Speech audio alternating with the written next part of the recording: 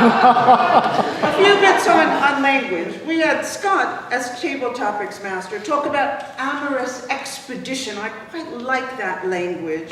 And a little alliteration, lovely, loquacious language, he said. And some of our table topics participants, in fact, used some lovely language.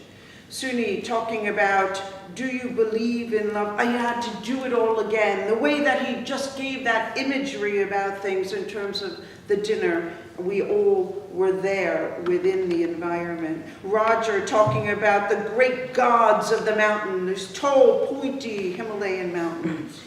Ladislav, the fear, trepidation, the churning of the stomach. I quite like that. Delhi, with his use of the metaphor, his better half, that we would see were he to drop his pants.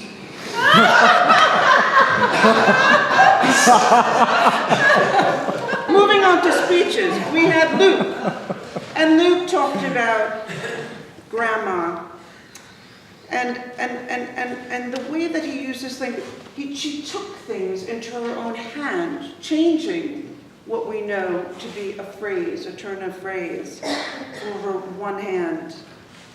Got into Cambridge off of her own steam, and we were there we could see visually the steam.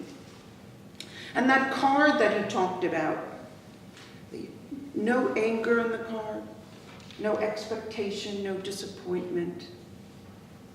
The imagery of seeing that in the box. Sadeshna, dogs everywhere. All the picture around the shows. Brave girl she talked about at the end with the dog. It's only an injection going to sleep. Robert, in his evaluation, the coronation of the competent communicator speeches. Nice alliteration there. The drive to action. And talking about rich and evocative language, which in itself was evocative. And lastly, in closing, I'd love to talk about Taz's speech. The surrounded by messages whole concept, the entire concept of this I thought was very potent.